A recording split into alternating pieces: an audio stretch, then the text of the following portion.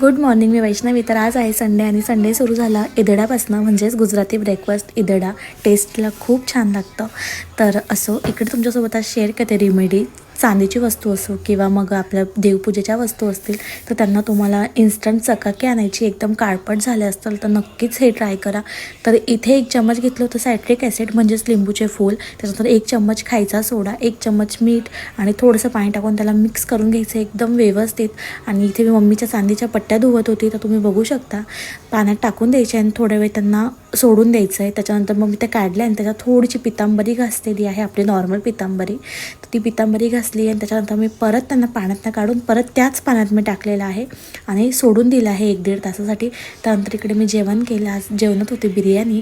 तर त्याच्यानंतर बघू शकता पाणी किती घाण झालं होतं 1-1.5 तासानंतर. आणि इथे तुम्ही बघा पट्ट्या एकदम नवीनसारख्या झालेल्या आहेत. मग इकडे थोडं डेलीचं रुटीन शेअर आहे तुमच्यासोबत. इथे बघा माझा धीर आहे, तो माझ्यासोबत एकदम मस्ती करतो. त्याला म्हटलं कॅमेरा चालू आहे, तेव्हा तो गेला पुढे. आणि इथे आज काही जास्त शूट नाही केलं, इथपर्यंतच व्लॉग आहे कारण की थोडं बाहेर जायचं होतं. तर घरातलं सगळं आटपून घेतलं आणि त्याच्यानंतर मग बाहेर गेलो होतो. तिथलं काही जास्त शूट करता आलं नाही, सो मग घरी आली रिटर्न.